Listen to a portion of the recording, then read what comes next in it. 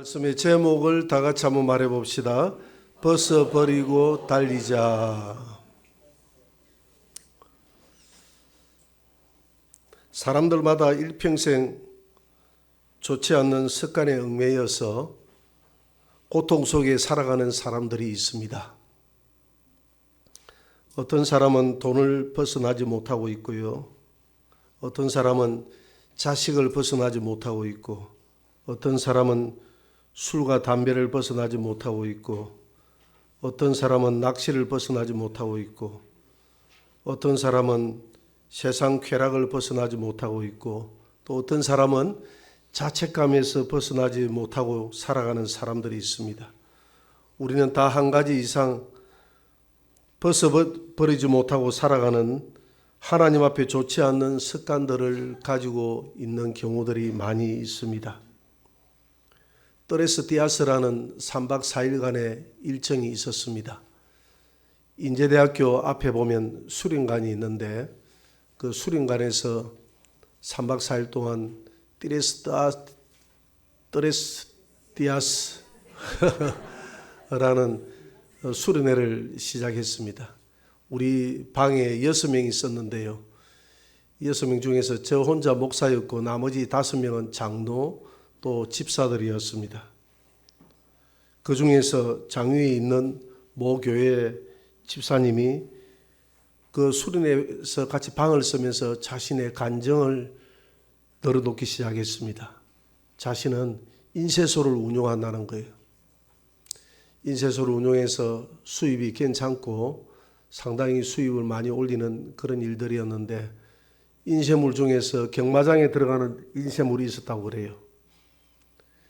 경마장에 인쇄물을 집어넣다가 별로 막건 구입에 관심이 없었는데 하루는 막건을 구입을 했다고 합니다.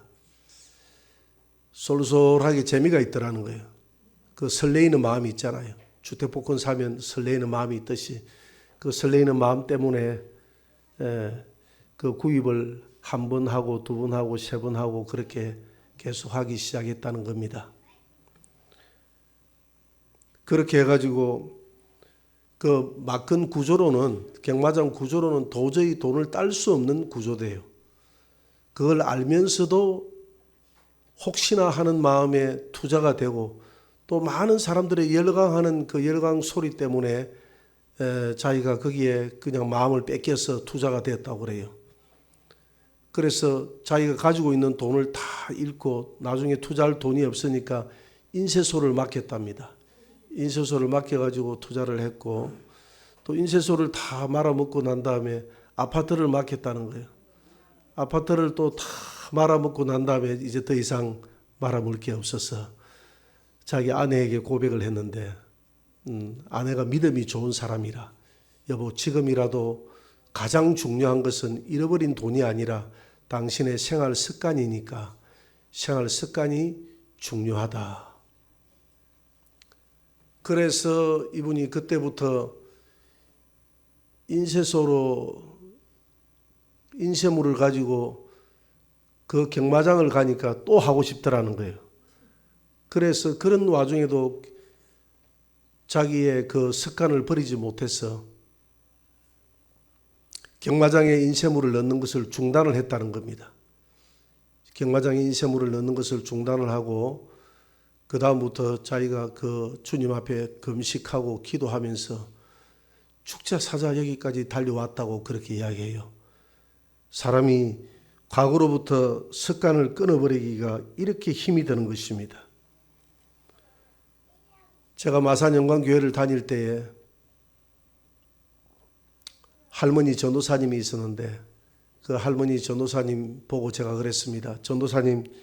전도사님은 앞으로 하나님 앞에 가면 상급이 많을 것 같아요.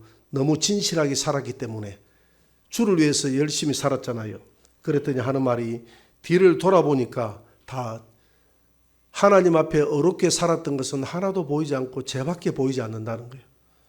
죄를 짓고 달려왔던 순간밖에 보이지 않는다는 겁니다. 여러분 지난 2024년을 잘 살아보려고 시작했지만 돌아보면 아쉬움밖에 없잖아요. 그래서 예레미야 왜 죄밖에 보이지 않느냐? 사람이 안에 죄 덩어리이기 때문에 그렇습니다. 인간이 죄 덩어리이기 때문에 걸어가는 발걸음마다 죄밖에 흔적이 남아있지 않는 거예요.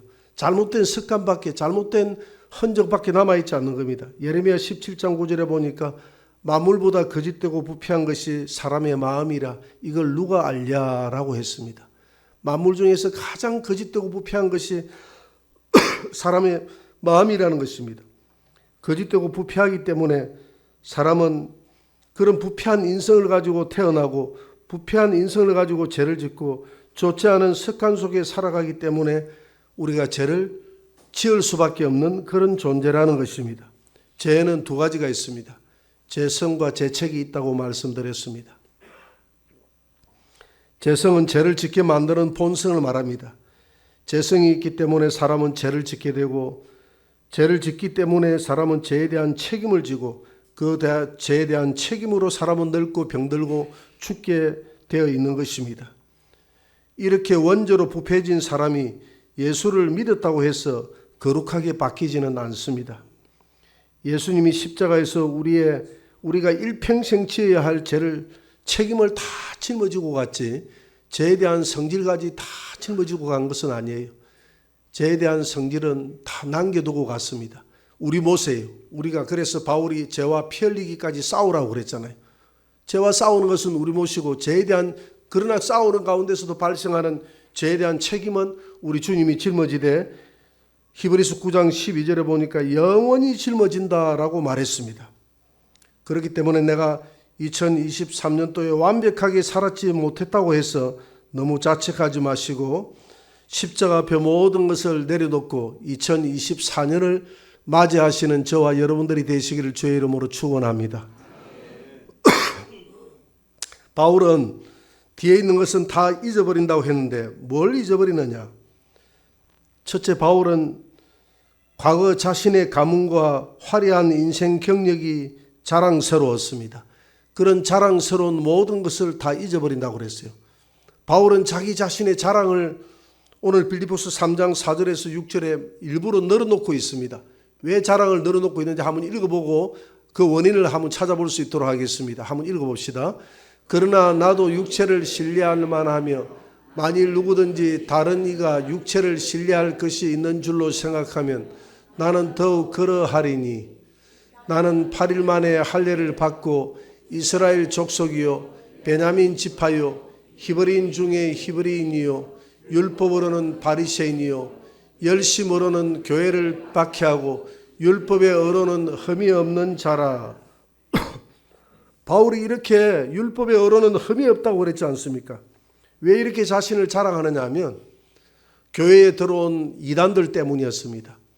바울이 개척을 해난 다음에 이단들이 들어와서 그걸 싹 엎어놓는 겁니다. 바울의 가르침은 잘못됐다. 예수만 믿는다고 천국 가는 것이 아니라 예수를 믿어도 율법을 지키고 할례를 받아야 천국 간다. 우리의 말을 들어라. 우리는 많이 배운 사람이다. 그리고 우리는 히브리인 중에 히브리인이고 율법에 정통한 사람이고 예루살렘에서 인정받는 사람이다. 바울은 인정받는 사람이 아니다. 바울은 아무것도 아니다. 바울은 사기꾼이다. 연모나 가지고 짊어지고 자기가 챙겨서 달아나는 사기꾼이지 바울은 아무것도 아니다. 이렇게 하면서 바울을 흠잡고 바울을 그렇게 비난했습니다. 그렇기 때문에 바울이 그 사람들이 그렇게 사람들은 그렇잖아요. 사람들은 뭔가 많이 배웠다고 하니까 배웠다고 한 사람의 말을 듣는 거예요. 그래서 사람들이 하나둘 이단들에게 빠져들어갑니다. 그래서 바울이 자기를 고백할 때 나도 배운 사람이다. 나도 히브리인이다. 그러면서 오늘 본문의 이 내용을 가지고 바울이 자랑합니다. 누가 육체를 신뢰할 만하고 자랑할 만한 것이 있다면 나도 더욱 그러하다. 나는 8일 만에 할례를 받고 이스라엘 족속이요 베냐민의 지파요 히브리인 중에 나는 히브리인이요 율법으로는 바리새인이요 열심으로는 교회를 박해하고 율법의 어로는 흠이 없는 자다. 그렇던 내가 내 이름도 사울이라고 나는 이름을 지었다. 사울이라는 말은 큰 자라는 뜻 아닙니까? 공부를 잘해서 당시에 최고의 선생이라고 하는 가말리엘 문화생으로서 그 중에서도 가장 똑똑했다는 겁니다. 지금으로 이야기하면 공자나 맹자 밑에서 제자가 되던데 그 제자 중에서 수제자가 누구냐 하면 바울이라는 것입니다. 서울대학교나 하버드 대학교를 수성으로 졸업했다는 겁니다. 이게 바울의 스펙이에요. 바울은 돈도 많았습니다. 바울은 로마 시민권을 태어나면서부터 가졌다고 그랬어요. 당시에 로마 시민권을 획득할 수 있는 방법은 두 가지가 있었습니다. 한 가지는 로마에 협력한 공을 세우면 전쟁터에 나가서 공을 세운다거나 공을 세우면 시민권을 받았습니다. 두 번째는 어떤 사람이 시민권을 받느냐 하면 돈을 많이 주고 산 사람이 시민권을 받게 되어 있습니다. 바울 같은 경우에서는 아버지가 부자였기 때문에 돈을 많이 가지고 시민권을 탔던 사람입니다. 그래서 바울은 돈이 많았습니다. 그래서 돈이 많이 드는 가말리엘 문해성으로서 학비도 되었고 부유하게 살았던 자식이었습니다. 인간적으로 생각하면 돈 많은 집안에 머리 좋은 수재에 말 잘하고 똑똑하고 학교는 최고의 명문대학교에 수석으로 졸업하고 얼마나 자랑하고 싶었겠습니까? 그러나 나 이런 사람이야 라고 이름도 사울이라고 이름을 지었던 것입니다. 그런데 그거 다 벗어버린다고 했지 않습니까? 이름을 바울이라고 했습니다.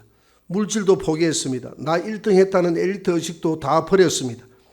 예수를 믿고도 쌓아왔던 화려한 공로 스펙을 다 버렸던 것입니다.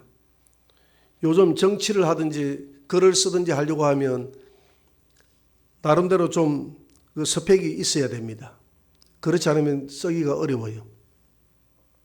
제가 토기장에서 우리 교회에서 만든 성경공부 책자를 하나 내려고 서울로 올라갔습니다. 올라갔더니 거기에서 그래요. 목사님 이름으로 내지 말고 자기 토기장의 이름으로 내자고 그래요. 그리고 왜 제가 썼는데 제 이름으로 내면 되지 않을까요? 목사님 이름으로 내면 책이 안 팔린다는 겁니다. 그래 왜요? 하니까 유명세가 없어서 유명한 목사님이 아니기 때문에 책의 판매를 보장할 수 없다는 겁니다. 그래서 제가 그랬죠. 제가 유명세가 없는 게 아닙니다. 제가 방송도 하고요. 연합회 회장도 했고 그 다음에 계시록하고 또 제자훈련 책자를 만들어서 제가 많은 사람들을 가르치기도 하고 해서 제가 이름이 있습니다. 이렇게 이야기를 했어요. 그랬더니 그 지방에서 난 이름은 아무 소용이 없다는 거예요. 중앙에서 이름이 나야 중앙 무대에서 알아주지 않으면 아무 소용이 없다는 거예요. 어떤 여 목사님이 명함을 내미는데 명함에 보니까 경력이 한 20가지 정도가 들어가 있어요. 빽빽하게 들어가 있어요. 무슨 박사에다 무슨 박사에다가 박사가 한 2가지 되더라고요. 그래서 대화를 해보면 박사가 아닌 것 같아. 돈 주고 산 거 아닌가. 그렇게 자꾸 마음에 정죄가 생기고 의심이 생기더라고요. 그런데 우리도 자랑할 것이 없는 것 같지만 여러분들도 여러분 자신들을 한번 돌아보면 자랑할 것이 많이 있습니다. 한번 가만히 생각을 해보세요. 저도 설교를 준비하면서 자랑할 것이 몇 개나 있나 하고 준비를 해보니까 한 수십 가지가 되더라고요. 보세요. 학교 다닐 때 분단장 했죠. 부급장 했죠. 급장도 했습니다. 또 교회 안에서 스펙을 특별히 많이 쌓았어요. 서기 했죠. 부회장 했고 총무했고 주일학교 교사했고 학생회 교사했고 또 학생회 회장도 했고 청년회 회장도 했고 이것만 해도 한 10개는 되잖아요. 그죠? 거기에다가 운전면허 1종 자격증 있죠. 안전강사 자격증 있고 호스피스 교육 수료했고 아모나 요양원에서 1년 동안 모욕 봉사했고 청보 요양병원에서 2년 동안 모욕 봉사했고 세미나 수료도 많이 했고 금식기도도 좀 했고 철학기도 1년에 여러 번 했고 하여튼 여러 가지 학창시절 때 심리가 넣는 길을 뛰어서 새벽기도도 했고 이런 스펙을 따지기 시작하면 스펙이 수십 가지가 되잖아요. 수십 가지가 되잖아요. 캄보디아 선교사로 나갔던 우리 김정아 선교사님이 자격증이 48개다 그래요. 실제로 48개 자격증을 땄다고 그래요. 근데 48개 자격증을 땄다고 저번에 간증할 때 이야기했잖아요. 그죠? 그런데 하나도 소용없이 예수 안에서 그 자격증을 다 버렸다. 선교사로 나가니까 아무 소용이 없다는 겁니다. 바울은 이와 같이 등등한 자기의 자랑을 배설물처럼 다 버린다고 했습니다. 오늘 빌립보서 3장 7절 8절 한번 봅시다. 3장 7절 8절 다시 읽어봅시다. 다 같이 시작. 그러나 무엇이든지 내게 유익하던 것을 내가 그리스도를 위하여 다 해로 여길 뿐더러 8절 또한 모든 것을 해로 여김은 내 주 그리스도 예수를 아는 지식이 가장 고상하기 때문이라. 내가 그를 위하여 모든 것을 잃어버리고 배설물로 여기면 그리스도를 얻고. 아멘. 바울은 세상 지식을 가지고 하나님을 알지 못했기 때문에 그 세상 지식을 다 배설물로, 화장실에 배설물로 버린다고 그랬습니다. 바울은 세상 지식 속에 영원한 생명이 없다는 것을 알았기 때문에 다 버린다고 했습니다. 요한복음 17장 3절에 보니까 영생은 유일하신 참 하나님과 그의 아들 예수 그리스도를 아는 것이 영생이라 했거든요. 예수를 아는 것이 영생이고 예수를 아는 것이 중요한 것이지 예수 외에 자기가 지금까지 자랑했고 알았던 모든 것을 화장실의 배설물처럼 다 버리고 뒤도 돌아보지 않는다고 그랬습니다. 그렇게 자랑스럽게 여겼던 것 우리도 다 버리시기를 바랍니다. 그것뿐만이 아니라 아픈 과거도 버렸다는 겁니다. 바울에게는 아픈 과거가 있었습니다. 바울은 정말 생각하고 싶지 않는 과거가 있었어요. 왜냐하면 서대반을 죽였고 서대반을 비롯해서 많은 사람들을 감옥 속에 집어넣었습니다. 누가 그랬습니까? 바울이 그랬습니다. 사도행전 7장 59절과 8장 1절을 한번 봅니다. 같이 읽어봅시다. 그들이 돌로 서대반을 치니 서대반이 부르짖어 이르되 주 예수여 내 영혼을 받으시옵소서 하고 무릎을 꿇고 크게 불러 이르되 주여 이 죄를 그들에게 돌리지 마옵소서. 이 말을 하고 자니라. 사람을 죽여놓고 마음이 편한 사람이 있겠습니까? 바울은 살인자였습니다. 이 기억하고 싶지 않은 과거였습니다. 바울은 얼마나 성격이 직선적이고 열정적이라서 나쁜 일에도 이렇게 열정적으로 했다 이 말입니다. 그래서 바울은 자신을 소개할 때 나는 죄인의 개수라고 소개합니다. 죄인 중에서도 나는 우두머리다 이런 뜻이 되겠어요. 디모데전서 1장 13절을 한번 봅니다. 1장 13절을 한번 읽어보도록 합니다. 다 같이 시작. 내가 전에는 비방자요 박해자요 폭행자이었으나 도리어 긍휼을 입은 것은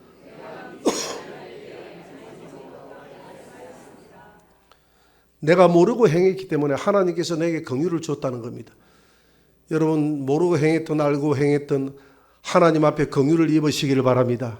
지난 시간에 아픔의 그 순간들은 다 십자가 밑에 버리시기를 바랍니다.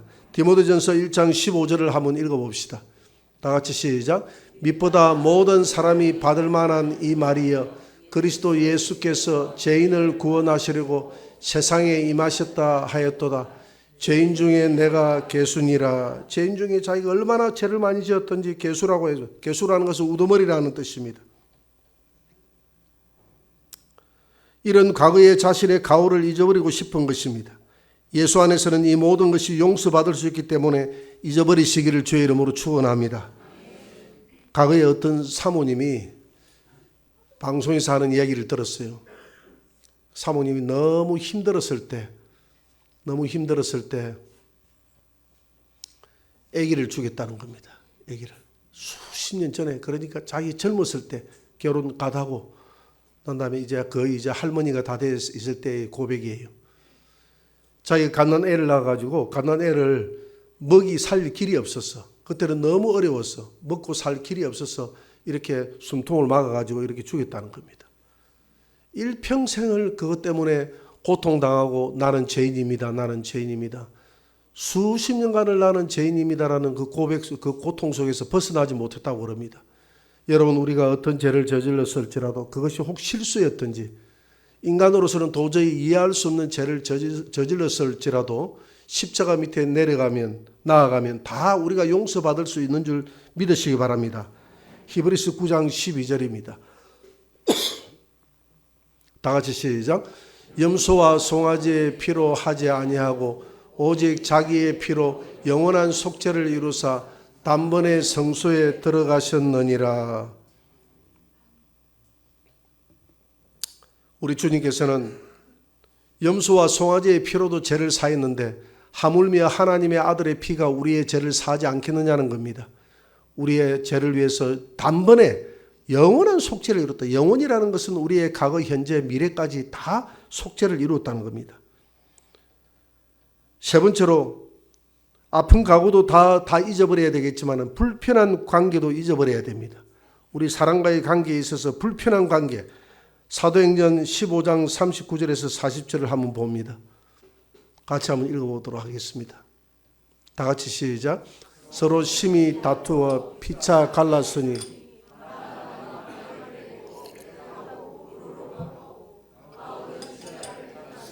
형제들에게 주의 은혜의 부탁함을 받고 떠나. 자, 이게 무슨 말이냐면 1차 전도 여행을 나갈 때 바울과 바나바가 마가를 데리고 갔습니다. 마가를 데리고 갔는데 마가가 어떤 연유인지 몰라도 중간에 가다가 너무 선교 여행이 힘들고 하니까 돌아서서 집으로 가버렸어요. 물론 불평도 있었겠죠. 그런데 2차 전도 여행을 마가가 따라가 나서려고 하는 겁니다. 그랬더니 직설적이고 성격이 직선적인 바울이 데리고 갈 수 없다고 이야기합니다. 마가를 데리고 갈 수 없다. 그러나 바나바는 성격이 온유한 사람 아닙니까? 유순한 사람이거든요. 그리고 마가는 자기의 조카이기도 하고 그래서 데리고 갑시다. 그랬더니 안 된다는 거예요. 절대 안 된다는 거예요. 한 사람은 데리고 갑시다. 바울은 안 된다 하고 바나바는 데리고 가자고 두 사람이 막 다투었습니다. 그래서 다투어서 결국 갈라섰는데 바나바와 마가는 2차 전도 여행 때 구브로를 거쳐서 1차 전도 여행을 했던 그 길을 따라서 더듬어서 갑니다. 그러나 바울은 신라를 택한 후에 1차 전도 여행을 거꾸로 해서 이렇게 돌아갑니다. 이렇게 돌아섰어요. 바울이 마가를 미워했던 그것 때문에 뒤에 마가를 데리고 오라. 내가 마가를 사랑한다. 내 아들 마가야 하면서 얼마나 마가를 사랑하는지 모릅니다. 그 미워했던 순간들을 다 잃어버린 거예요. 다 벗어버린 거예요. 여러분, 우리가 2023년을 살아오면서 인간관계에 있어서 서로 서운했고 서로 관계가 안 좋았던 게 있으면 다 십자가 밑에 못 박아버리시기를 주의 이름으로 축원합니다. 결론 맺겠습니다. 우리 안에도 자신의 뒤에 있는 것 때문에 힘들게 살아가는 사람들이 많이 있습니다. 첫째, 아직도 세상의 영광에 파묻혀 사는 사람들이 있다면 다 벗어버리시게 되기를 바랍니다. 두 번째, 과거에 내가 저지른 죄 때문에 마음의 사슬에 매여 있다면 진심으로 회개하고 잊어버리게 되기를 주의 이름으로 축원합니다. 세 번째, 좋지 않은 습관은 벗어버리고 달려가게 되기를 바랍니다. 2023년의 아픔과 상처들은 십자가 밑에 다 내려놓고 오직 예수 안에 있는 생명을 위해 생명을 정하기 위해서 달려가시는 2024년이 되기를 주의 이름으로 축원합니다.